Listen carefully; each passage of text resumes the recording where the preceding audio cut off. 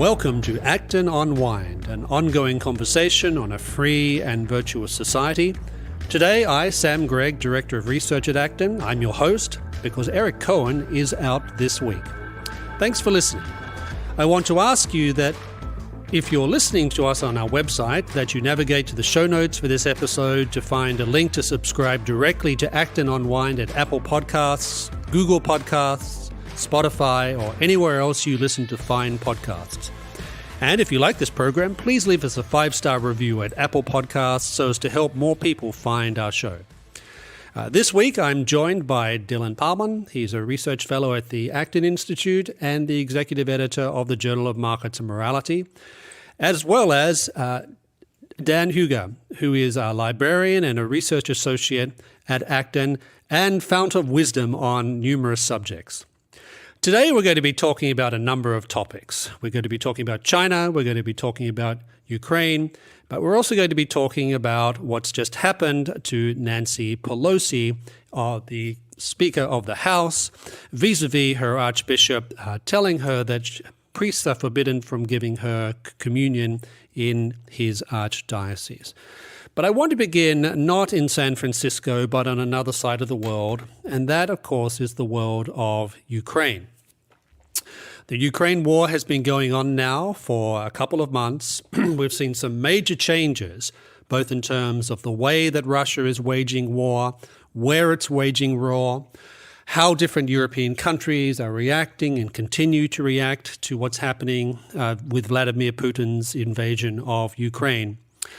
And there's been a lot of talk about the political dimension of this, the implications for the European Union, what this means for what some people call international liberal order. But one dimension of this conflict, I think, which has clearly come to the forefront, at least in many people's minds, and even in the minds of people who don't necessarily think very much about religion and its implications for geopolitics, is, of course, the religious dimension of this conflict. Now, by that I don't mean different faiths at war with one another, but what I do mean is that Ukraine is, after Poland, one of the most religiously active countries in the European land space.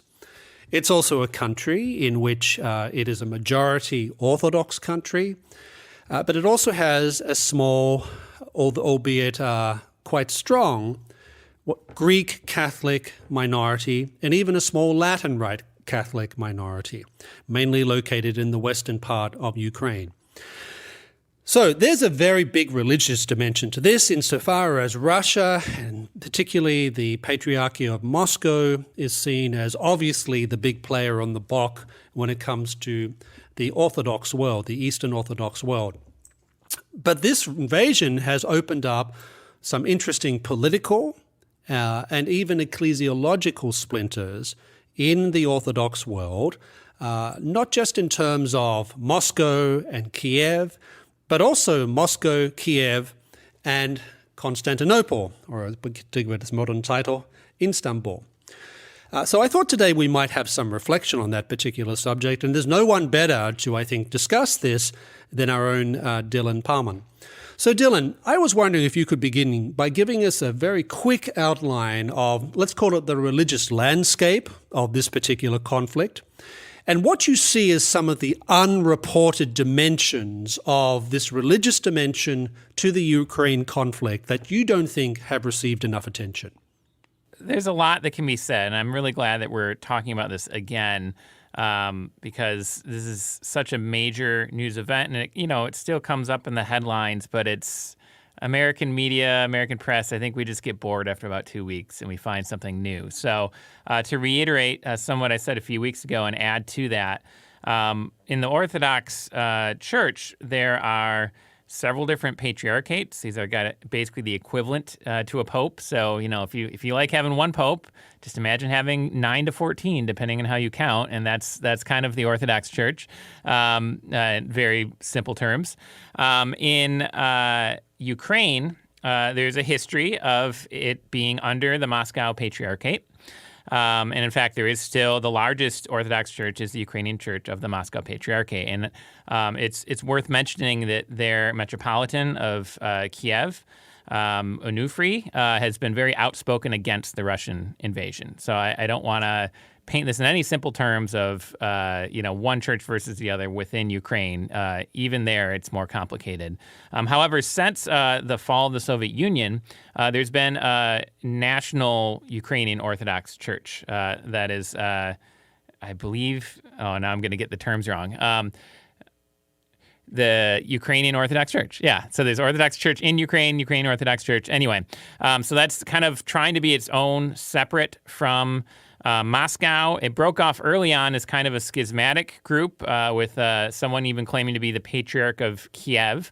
And there's a separate there were two similar sort of groups. Since that time, they've been combined into one. They no longer claim to have a patriarch, but the Patriarch of Constantinople, who is considered first in honor, and depending on who you ask, if you ask him, he might say, oh, no, it's more than just honor, I have authority. One of the things he does is he recognizes the autocephaly, or the independence of various Orthodox churches throughout the world when that becomes necessary. And so he did that, I believe in 2019, and Moscow did not take that very well, as one might expect. And so he acknowledged this Ukrainian Orthodox Church as legitimate, as independent of Moscow, is able to govern itself.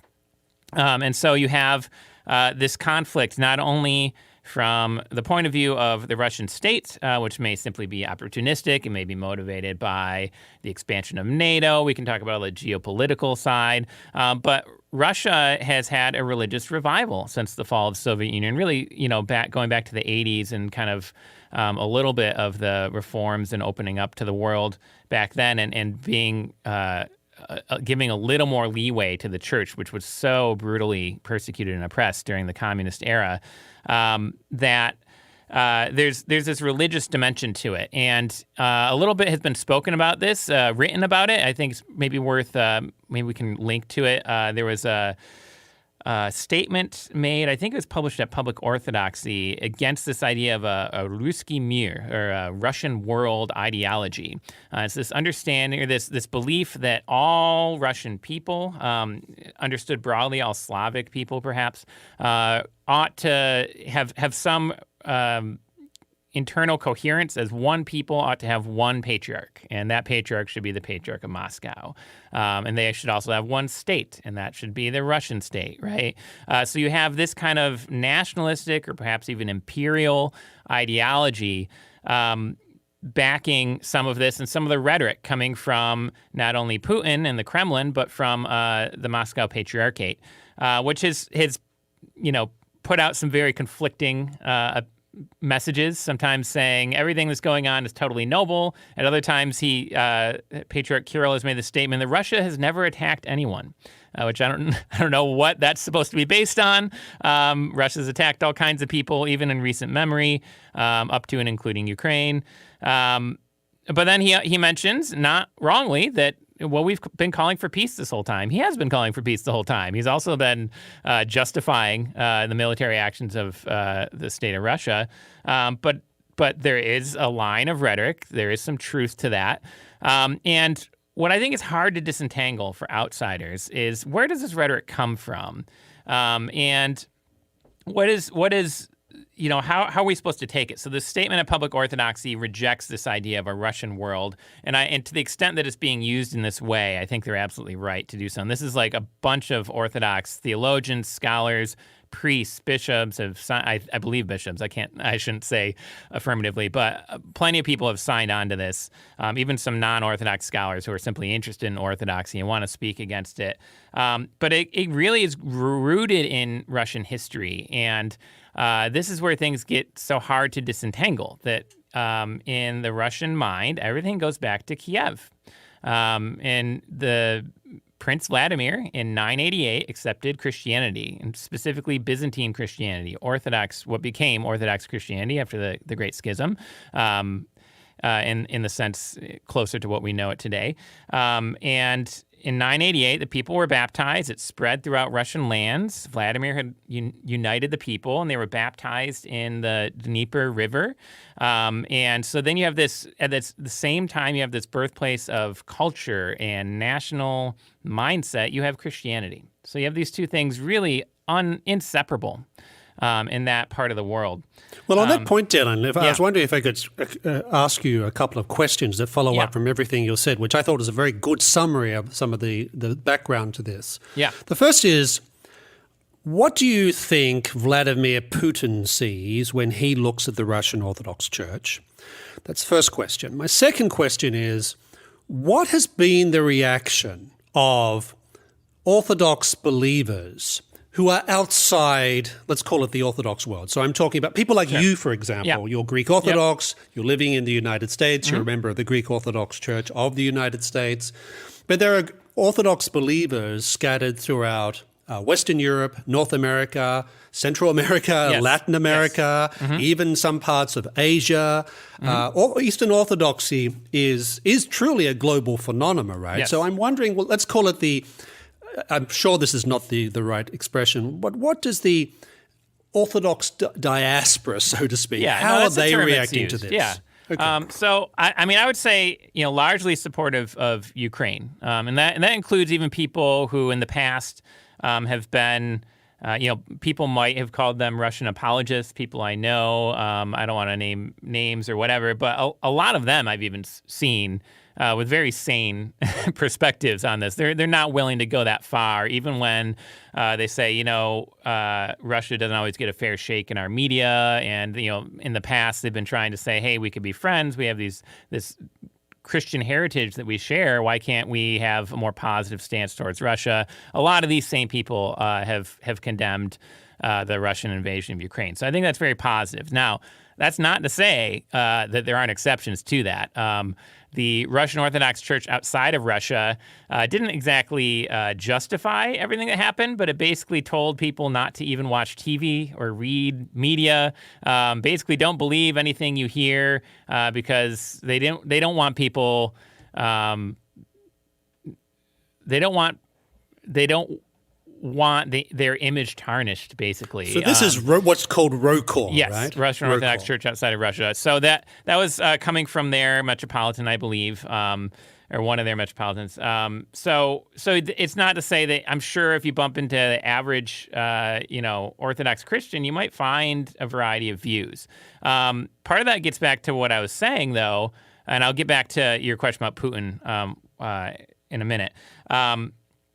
It gets back to what I was saying in that I think Russian propaganda. So all governments use some sort of propaganda. Propaganda is political advertising, and Ukraine uses it too. To some degree, the United States does too. So Ukraine, we mentioned a few weeks ago, there was like a flight simulator clip that was getting shuffled around on social media. Everybody was saying, oh, this fighter pilot is the ghost of Kiev and he's shooting down Russian planes. It was a video game. It was not real, but like an official Ukrainian Twitter account tweeted it out or retweeted it or whatever. So that's like kind of the Ukrainian type. Is anything positive, we're just going to throw it out there, see if it sticks. My intuition, my observation about Russian propaganda is that it's a bit more subtle. Now, from the West, we see the ridiculousness of certain things, like maybe this Russian world ideology. But I think Russians know that the most effective propaganda contains as much truth as you can, right? So that's where you get this. They're appealing to this shared history. There is a shared history between Russia and Ukraine, and it's unfortunate that people are fighting. And the counterexample I would give is, once again, Metropolitan Onufri, who's condemned the attack along with other clerics in Ukraine, appeals to the same sort of thing. Hey, we were both baptized. We come from this Dnieper River. We shouldn't be fighting one another, right? That's his interpretation of kind of that same understanding of we're one people. Instead of saying we're one people, therefore we should have one state and one patriarchate and that sort of thing. He says we're one people, therefore we should be at peace. We shouldn't be fighting, and that's an entirely different trajectory. You can take that. So to. I feel like I meandered a bit, but I'll. Well, let's talk about Vladimir Putin in that regard, right? Because he's very much he's Russian Orthodox, right? He is. So Putin is not someone I will claim to have any insight into his inner psyche or anything like that. I do regard him as a dictator, or at least an aspiring one. I think he fits the definition as far as we know it. He is kind of the sort of strongman leader.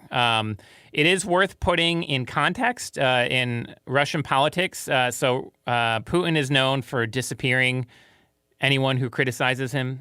So basically any liberal, genuinely classically liberal movement in Russia has not been allowed to survive within Russia and to some degree even from without. So people criticize him, they disappear, they get poisoned, they turn up dead, or they get exiled. And that includes political opponents, journalists. Journalists in protests have famously cut to Swan Lake, which was would often happen during the communist era, and it was kind of this very visual protest against a lot of the propaganda coming out of the Kremlin. This just recently, just a few months ago, they did this. There were people with signs live on air. So what's going on with Putin? The other side of the political context is that the other options within Russia that are allowed to exist at all are even worse than Putin, from what I can tell. There's the communists. We all know how bad that was. And then there's like real neo-Nazis. Not to say that Putin might not be sympathetic to some degree, but there's just every extreme and not a lot of genuine liberal options there. Let's focus a little bit then on his specific relationship with the Russian Orthodox Church, because there's always been a type of symbiosis between church and state for a long time in Russian history. Even Stalin, during what the Russians call the Great Patriotic War, didn't hesitate to sort of conjure this type of past up. So what do you think's going on vis-a-vis Putin and the Russian Orthodox Church? So cynically, Putin knows that the church is powerful. It's the most trusted cultural institution in Russia from the last data that I am aware of. And he needs legitimacy from the church. So you can look at it purely in that sense, that he wants the church to back his agenda in order to legitimize it. And he's done that in a number of ways. So military interventions in the Middle East, in Syria, for example, he's positioned himself and Russia as defender of Middle Eastern Christians in the midst of the Syrian conflict there. And again, like he has some reality he can point to. He can say, look, the West, they're funding all these militia groups. Well, some of them are like ISIS and the Taliban, right? Like we haven't been always that discriminating in who we're funding over there. And so he says, look, we're the good guys, right? We're defending the Christians. Within Russia, he has backed legislation that basically bans things like gay pride parades. He calls it propaganda. This kind of anti-LGBT propaganda legislation where it's like, do what you want in your home, but don't do it publicly. That's illegal. The church has very much supported this sort of thing. And so he's putting himself forward. And again, if you consider the alternatives are atheistic communism and maybe something worse, he is at least portraying himself as the Christian alternative, as the Christian national or imperial option. And as for his own practice, I don't know what to think. There is a beautiful book called Everyday Saints that came out about 10 years ago, and it's about this one monastery that was not shut down during the Soviet era, and it talks about all of the persecution that these monks endured and how they held on to holiness, how some of them, there's stories from prison camps and things like that. Well, the author is a priest who I'm told, at least at the time, was Vladimir Putin's confessor, as in Vladimir Putin goes to confession, and this man is the one hearing it. I don't know what to think about that. It's a beautiful book. I think the writer is genuine, has real faith. What do I think about Vladimir Putin going to confession. He attends church, and I don't think it's just on Christmas and Easter, right? That's something that I think ought to make people uncomfortable, not just Orthodox Christians, although certainly should make people like me uncomfortable, but any Christian. It may very well be that Vladimir Putin thinks what he's doing is fully justified from a Christian point of view. Yeah, that's interesting because I think it plays into the notion that I think in this idea of certain states, India, China, Russia, being what some people call civilizational states. And by that I don't mean they're sort of better. What I mean is that they have a sense of identity that goes beyond what we would understand to be how a typical sovereign state understands itself. It sees itself as embodying certain things and a view of the world that goes back, a view itself and a view of the world that goes back a long time and explains a lot of continuity between different rulers of Russia or China or India for that matter. But let's switch a little bit now. We've talked quite a bit about the religious side. Let's talk about the economic side. So, Dan, here I'd like to turn to you. Ukraine, we often don't think about in economic terms very much, but it's very much become apparent over the past 2 months that Ukraine has a pretty big role to play in a particular part of the global economy, and that concerns food supplies. So we're hearing talk now that there's going to be food shortages that are going to be a consequence of Russia's war against Ukraine, blockages. The Black Sea Fleet of Russia is enforcing a blockade of Ukraine's, what's left of Ukraine's coastline, so to speak. So I wonder if you could tell our listeners a little bit about how some of the economic effects of the Ukraine war are now starting to affect the rest of the world. The devastation in Ukraine is well known. Just the sheer amount of physical damage, brutality, disruption to people's lives. 15% of Ukrainians are now living outside of the Ukraine. They're in Poland. They are in Hungary. Some of them are even in Russia that have been, just by where they have been displaced from. And a lot of folks have been very generous, particularly the Polish state has been very generous with Ukrainian refugees. What is happening in Russia is less certain. Press controls have dampened down. The ruble has rebounded, however. And part of this has to do with sort of currency controls, issues of trying to get payments in rubles for petroleum and natural gas and other and a fair amount products. of intervention from the Russian central bank, as I understand. Yes, yep. So all of that is something that I think we're not going to be able to assess until after the war.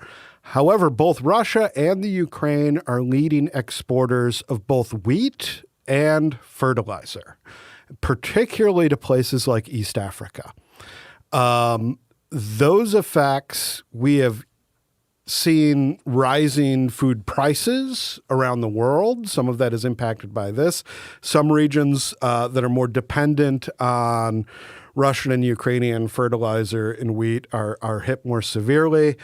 One of the places we've seen a sort of preview of this, of what may happen, is in Sri Lanka. Now, Sri Lanka is now in a very unstable situation. There have been food riots. There are petroleum shortages. There are all sorts of political problems. They're talking about defaulting on their debt, for example. Yeah. Foreign currency reserves are low. The situation in Sri Lanka is a little bit remarkable in two respects. One is it was an economy extremely dominated by tourism, and there were some terrorism issues in 2019 that caused a curtailing of that, and then the global pandemic, which hurt that even more. Simultaneously, the government instituted a chemical fertilizer ban. They wanted to go organic as a country, and we have seen a reduction in yields domestically in Sri Lanka of something on the order of 30% as a direct result of that. Now, the government has reversed that ban, but fertilizer is more expensive than ever. All those distribution channels were disrupted, and now we have widespread food shortages, petroleum shortages, this sort of cascading effect. Now, this is something we haven't seen anywhere else because of those particular issues in Sri Lanka. But we have seen, for instance, India imposed wheat controls on their own domestic wheat production and exports in anticipation of the supply disruptions. Those have been loosened somewhat since they were initially imposed, but nations particularly closer to Russia, more dependent and more integrated into those economies of both Russia and the Ukraine, are starting to feel the pinch. And this can be, as we've seen in Sri Lanka, a very destabilizing thing, particularly with nations like Ethiopia that have had longstanding political turmoil before this and are heavy importers of wheat from both Russia and the Ukraine. So this is something that people really need to pay attention to. And this is something that, as the Ukrainian conflict in general has sort of receded from public consciousness, these second-order effects have also done so. And we could face a real humanitarian crisis. Well, let's talk about another part of the world which has introduced some disrupting effects upon the rest of the globe, and that is China. So China, of course, is a country in which widespread lockdowns are still being implemented and kept in place in different parts of the country in response to COVID. This seems to be Beijing's preferred approach to dealing with COVID, which is interesting given that the rest of the world has moved in let's call it we need to learn how to live with this direction. But it's also having some significant effects upon the Chinese economy. So, Dylan, I'm wondering, in terms of what's happening in China, in terms of the lockdowns, in terms of the different things that have been happening in an economy which up until, relatively recently was seen as an economy that was growing very quickly, that was producing lots of prosperity for itself and the rest of the world. What do you see as some of the implications of China's lockdown approach to COVID and the way that it affects its economy, but also the broad return to the state that we're seeing in China right now vis-a-vis economic matters? What do you see as some of the implications for the rest of the world and maybe particularly the United States? Yeah, that's a great question. When China was let into the World Trade Organization, the trend was towards liberalization. Now, I think less so than people realize, but enough to make a significant impact in China. Now, no one is actually. So one of the things I've learned only in the last few years is that people weren't even given the right to own a business. They were given, I believe, 75-year leases or something like that, limited leases, but long enough that it could be their lifetime to run a business that still is technically owned by the state, right?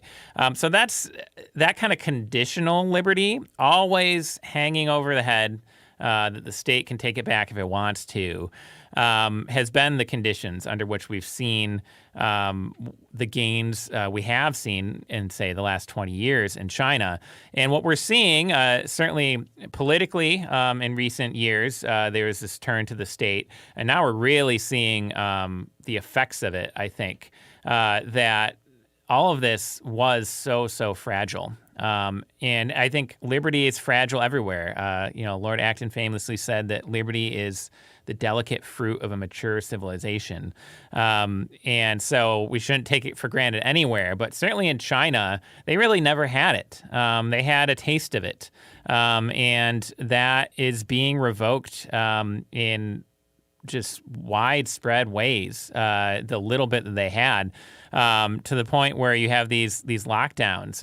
You have, as we know, widespread invasion of privacy and totalitarian rules on family production, household size and all these sorts of things. And that's really the China that we should expect, rather than the little glimmer of hope for liberty that some people experienced and that led to such booming growth for the last few decades. So, Dan, let me turn to you and ask, what do you see? First of all, my first question would be, what do you see as some of the implications for American economic life as a consequence of what's happening in China now, both in terms of the lockdowns, but also some of these broad trends away from what was always, as Dylan, I think, rightly points out, a very limited commitment to liberty? A very almost, well, we'll accept it up to a certain point, but no further, and now we're even going to wind back on what we've already granted to people. But I'm wondering what you see as some of the challenges that this is going to produce for the American economy, not just in terms of today, whether it's shortages of particular goods or the way it might affect things like inflation, but how it's going to affect America's relationship with China going forward. One of the things that China was always seen as, despite all of the sort of moral issues, the issues of freedom, of movement, is they reliably delivered the goods in a literal sense. And Right. with these zero COVID policies, if you look at the shipping maps outside of Shanghai, China is no longer a reliable supplier of goods. At this point, I think you're going to see, you've seen already some companies reshoring, bringing production to the United States. For instance, Apple has made very extensive investments in this sort of thing. And I think you're also going to see corporations increasingly look outside of China.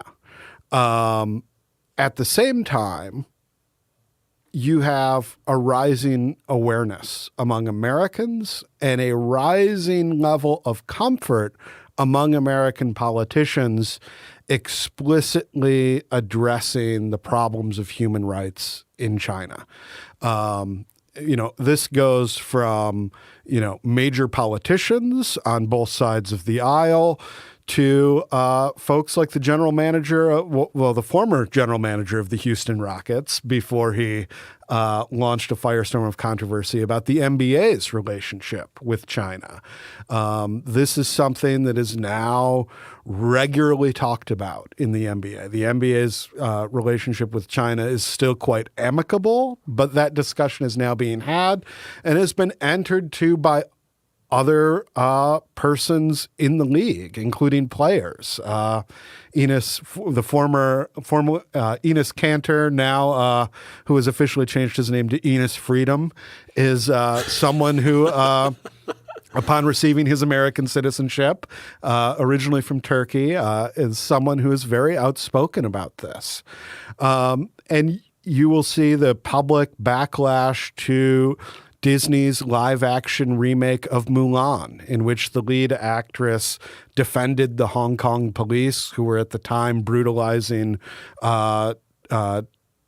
protesters in Hong Kong, who were agitating for democracy and the historic rights of the people of Hong Kong. So everything is sort of on the table. And when you have emerging economies like India that are very eager to cultivate foreign investment, and who have their own problems with rule of law and these sorts of things. Or the way that they treat Indian Muslims, for example. Absolutely. And Christians as well, and religious minorities in general, folks. So you have at this time, I think a reevaluation of this, simply because the one thing that China was reliable in doing, which was maintaining economic growth and delivering on the production question, are now both in question. And China is now heavily leveraged in public debt and is not, and you can't really trust the economic growth figures to begin with, but economists who know believe the Chinese economy is very shaky right now. Well, that leads me to a question I'd like to pose to both of you. So China is a nation of 1.3, 1.4 billion people, depending on how you count that. It has an economy which, by different measures, is the second biggest in the world when it just comes to things like raw GDP numbers, etc.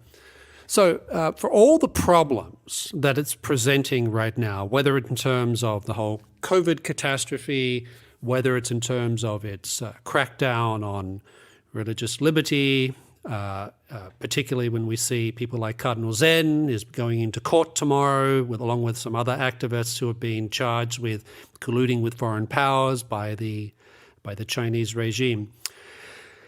So it has all these problems, but it's also still there. It's still a major power in the world. It's still a major economic force in the world. What does America do? Do we ignore it? Do we pretend as if nothing has changed? Do we move towards a position of, let's call it, isolating them from the global economy? Or is there some sort of fundamental strategic rethinking that's going to be needed so that you can take into account all these concerns that both of you have just mentioned, but also these very, very salient realities about China's place in the world today? Let me start with you, Dylan. What do you think should be the United States stance going forward? And then I'll turn to Dan and ask him the same question.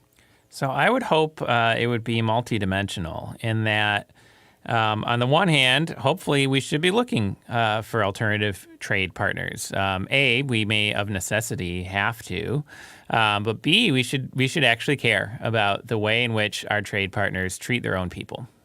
And I think that's a fine point people have been making for decades about China.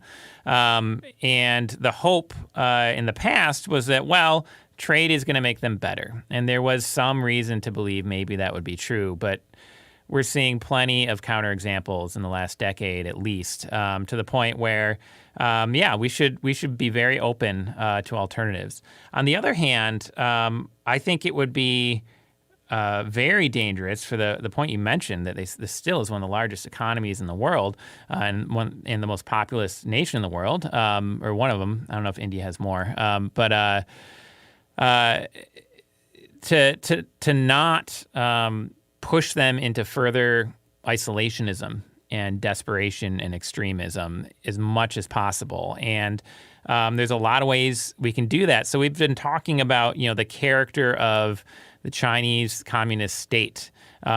We should be careful not to conflate that with the character of Chinese civilization and the Chinese people. There was a great article a week or two ago at Law and Liberty on Confucian Case for Liberty, talking about how the Chinese Communist Party has misappropriated the Confucian philosophical tradition, which has a very clear an analog to natural law and a lot of the expectations that come out of that in the West. And it may not have been able to fully flower and bloom and bear fruit in China in the same way. But there's raw material there, raw cultural, civilizational material there that's very positive, that people of goodwill can look at and recognize and see the imprint of God's good intentions for human flourishing within the civilization. So I hope that story can be told more and more. I hope that we will support Hong Kong. I hope that we will support Taiwan. We will show cases of Chinese democracy as real as these long-standing successes, and that we won't back down our support and our duty towards those people as well. Well, I should mention that the Law and Liberty article that you just mentioned was written by a Dominican priest who lives and teaches in Hong Kong, and he was responding to a previous article by someone else who was arguing the contrary case, that the contrary case was that Confucianism is of such a character that to expect that China would ever move in the direction of greater political liberalization was always a mistake because of what the author argued were certain Confucian assumptions about the world. But I thought it was really interesting to see these two people arguing about what this very long tradition of philosophical thought, its implications for both China itself and its capacity to embrace the institutions of liberty, but also the way that we looking from the outside often discount the influence of, let's call them indigenous philosophical systems and the way that they shape political actors in the present. So, but Dan, let me turn to you. What do you think the United States should do going forward with China? I think Dylan's. I think the first point is you constructively engage democratic, or at least more democratic, Chinese instances of Chinese states in the world, and we have two of those, both Taiwan and Singapore. And I think it's very important to maintain that distinction between, the Chinese communist regime as one that is essentially sort of anti-human and monstrous in all sorts of ways, but not to confuse that with Chinese people. And I think the easiest way you can do that is to have very strong relationships with other Chinese states that are much more open, much more democratic, much more liberal, and which are really among the success stories of East Asia economically. They're both, punch well above their weight in those respects. Even a country like Indonesia, which is, as you know, a majority Muslim country, the commercial class in Indonesia has for a long time been dominated by people from ethnic Chinese backgrounds. Absolutely. I think the other thing we need to realize is that all positive changes in China have been internal. The history of American-Chinese engagement, beginning with Nixon, with the Chinese Communist Party state apparatus, beginning with Nixon. Nixon opens up to China. Why? Because he sees there a potential wedge in the Soviet Union and international communism, and wants a relationship with China to counterbalance the Soviet Union. That may or may not have been a great idea. But it was not conditioned on any sort of political liberalization, and Nixon was under no illusions that it would lead to such. The second is the reforms that Deng Xiaoping initiates are of his own initiative and the initiative of like-minded people in the party at the time, of an internal party faction. This is before China's admittance to the WTO. It's not, all of these reforms happen internally. Now, the international community can support those changes, but I think we gravely misunderstand the situation if we believe that we can in any way force this, either through carrots or sticks. And you look at what Deng Xiaoping appealed to in his case for his reforms, is many of those appeals were made directly not to, we want to be more like America, but we want to be more like Singapore. Because there is an example of a dynamic economy, market economy, that, Singapore is plurality Chinese. These are the models that they look for. So I think the best thing you can do is aggressively support those models where they exist in the world, in Taiwan, in Singapore, and also be very clear in denunciations of human rights abuses in China, and realize that sort of, the idea that we're going to curry favor, that we can sort of reward this regime into, we can set out the Reese's Pieces and expect it like E.T. to follow. Or at the same time, that if we take a very aggressive stance, that they're going to change. These questions are unfortunately largely beyond our control. But, that doesn't mean we can do what we can. We can't do what we can to support Chinese democracies elsewhere in the world, and to be very clear about the shortcomings of the Chinese regime itself, and to not reward this behavior. Well, I think one point I think that's worth injecting into this discussion is that you mentioned Singapore a number of times. I think it's fair to say that Singapore is pretty economically free. Political freedom is a little different, I think, in Singapore. It's many people have described as a city-state run by about 200 families since the 1950s and 60s. That said, it's clearly not like mainland China. It's clearly much more politically freer, so to speak, than mainland China. I think your point also about reforms emerging from within. No one expected China to turn towards the limited, let's call it the limited economic liberalization, which Dylan stressed. No one expected that to happen in the late 1970s. And I think there's good reason to believe that there are people inside the Chinese Communist Party who don't necessarily share all of Xi's particular vision. And it may be the case that their hand gets strengthened a little bit by some of the clear economic problems that are now starting to emerge in China as a consequence of China's return to an even bigger role for the state in the economy. So to wrap up, I'd like to move to our third topic, which we foreshadowed right at the beginning, which is a very different subject to Ukraine, to China, and that is the Speaker Nancy Pelosi.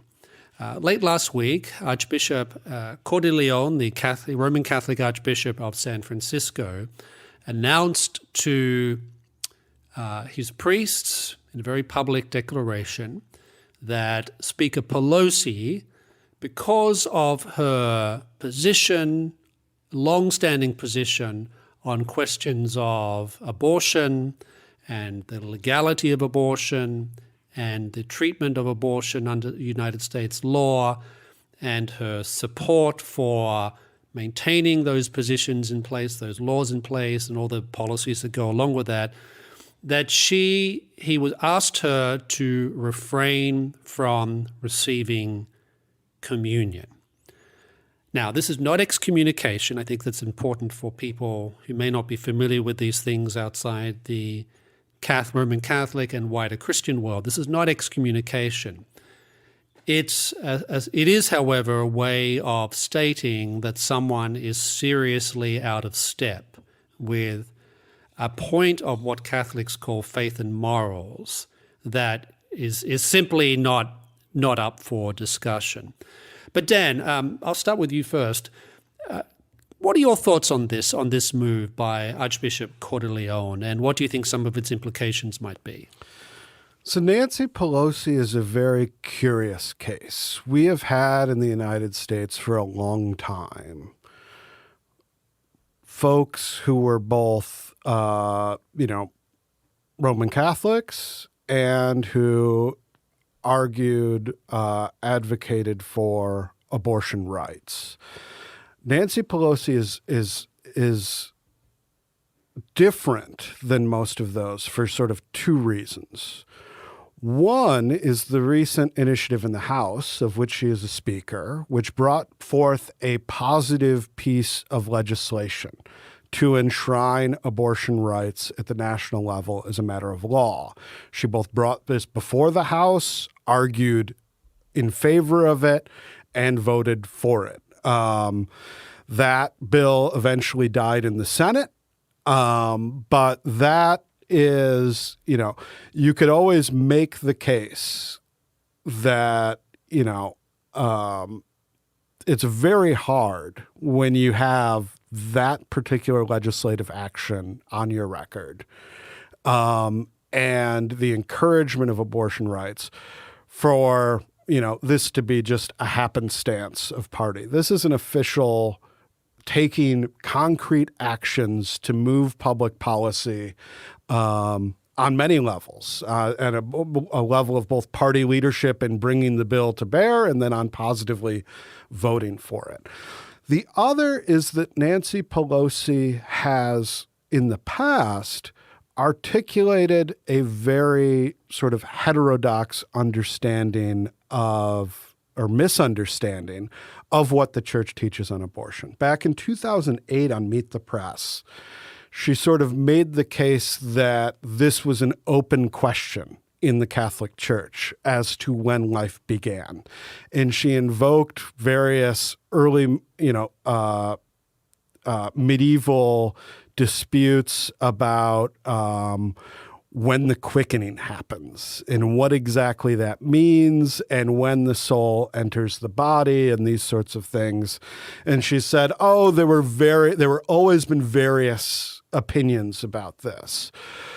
Well, there were controversies trying to reconcile Christian views of God's creation of the soul with the biological science of the time, which went in all sorts of different directions. What was, however, never in dispute was that abortion was morally permissible in any sense. There were adjudications as to how this sort of medieval science should affect maybe canonical penalties for abortion in the church. But it really, her whole argument is one that just sought to cloud a debate that was never really a debate in the church. And the bishops responded at the time accordingly. So you have this very unique, you will get, this is not even, President Joe Biden has said in the past that, he is personally pro-life, but believes in the sort of status quo of abortion rights in the United States. Her position is not that. Her position is that the church may be mistaken about life itself, and not even that the church is mistaken, but that the church's position is somehow not ambiguous and not unanimous throughout the tradition. So I think that's the important context that you have to look at this particular statement as to, we have had bishops in the past who have said that politicians who support abortion rights should not receive communion in their diocese. This is like a very direct action. This is also one where the Archbishop of San Francisco had tried on numerous occasions to reach out to Speaker Pelosi to discuss these issues with her. And this public announcement was not the first step. This is the culmination of months of trying to contact, set up a meeting, deal with this pastorally on a person-to-person level. And those have frankly been ignored. From what we know, I don't believe Speaker Pelosi has responded, but the Archbishop has made clear that, there were attempts to contact over a course of months Speaker Pelosi about this, and she refused to take the call.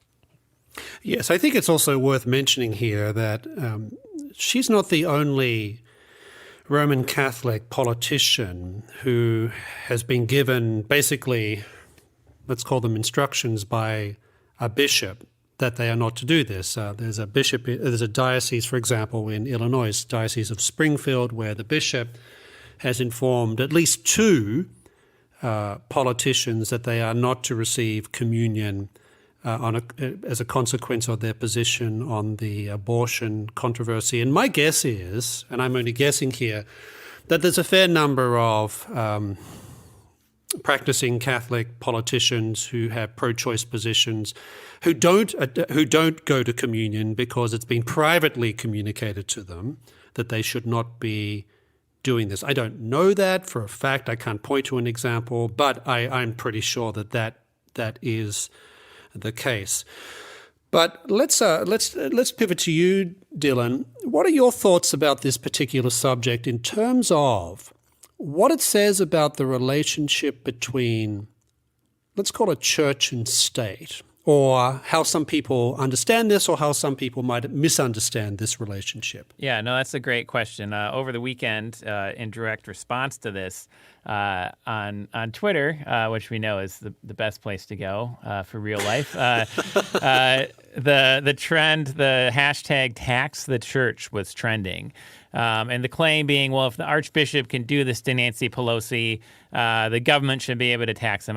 It seems like a non sequitur to me because it is. But what I don't think people who kind of jump to that politicized hot take realize is what they're asserting. They're trying to say that the church should not be a separate sphere of society at all. And it's the same sort of mentality that you have in, say, not to say that these places are at all totalitarian. I don't want to draw that sort of a comparison. But, there are countries where there's a church tax, not in the sense of the church being taxed, but the people are taxed in order to pay the salaries of priests and clergy. Germany, for example. Yes, Germany, for example, right? And that generally doesn't go well for the church. And I think what people don't realize is that doesn't go well for the nation either. The sphere of religion is distinct from the state. To use Abraham Kuyper's terminology, Nancy Pelosi is a member of the Roman Catholic Church. The Roman Catholic Church, as its own sphere of society, has a right to govern itself as it wishes. And in the United States, we've always had a healthy separation of church and state where we have not established any particular religion and then supported it with taxes in that sense. For the most part, we have not tried to actively suppress religions. But we've also understood that people need religion, or at least religious-like sort of communities and authorities in their life. That this is essential to having a virtuous populace. And you're not always going to like what somebody else's church is doing. That doesn't mean that, therefore, the government should step in and should take away their resources that people have, by the way, donated voluntarily out of their earnings, which were already taxed. This is a nonprofit institution. It's for the most part, it's not like producing some good that's then going to market and it's making a profit. It is relying on donations in many cases. And these donations are already taxed incomes of the participants. Now, Nancy Pelosi can respond by not donating if she really wants to. That would be one way to hurt the church financially, perhaps. But that would be her own private initiative, and that would be her own choice. She could respond by joining a different church that doesn't care about her position on abortion. There are all sorts of things she could do. The idea that we then just jump to, hey, a church is doing something we don't like, we need the state to get involved. It's the same sort of mentality, of this kind of integralist mentality that the line between church and state should be blurred, and that the state should have a heavy hand where needed. And that opens things both ways, and that leads to all sorts of societal and really civilizational confusion, and often really to a waning of religiosity, at least within those established churches. And a breakdown of that distinction that certainly the Bill of Rights has tried right at the very beginning to put in place in the United States, which is non-establishment. And that's people's understanding of that, I think, is not always particularly good or accurate. But I like the point you made there that this is the flip side of the integralist position, right? So the integralist would say, well, the state needs to be enforcing all sorts of edicts of a given church. But we have this reverse situation now where people are saying, well, because a given church says this on this particular subject, we need to use the state to punish these people that church. Should really ask themselves, do they want the state in the business of enforcing religious values? My guess is basically all of them would say no, but that's exactly what they're advocating for. Just not the same values as the church. Well, that seems like a good point to end this podcast today. So thank you, everyone, for listening to Acton Unwind. If you're listening to this podcast on our website, please look in the show notes for a link where you can subscribe directly to Acton Unwind, or just search Acton Unwind on your favorite podcast app. Also, again, please rate and review us on Apple Podcast, 5 stars review only, so that more people can find this program. Thanks to Dylan, thanks to Dan, the Acton Institute, and the absent Eric Cohen, I'm Sam Gregg. We'll see you next week.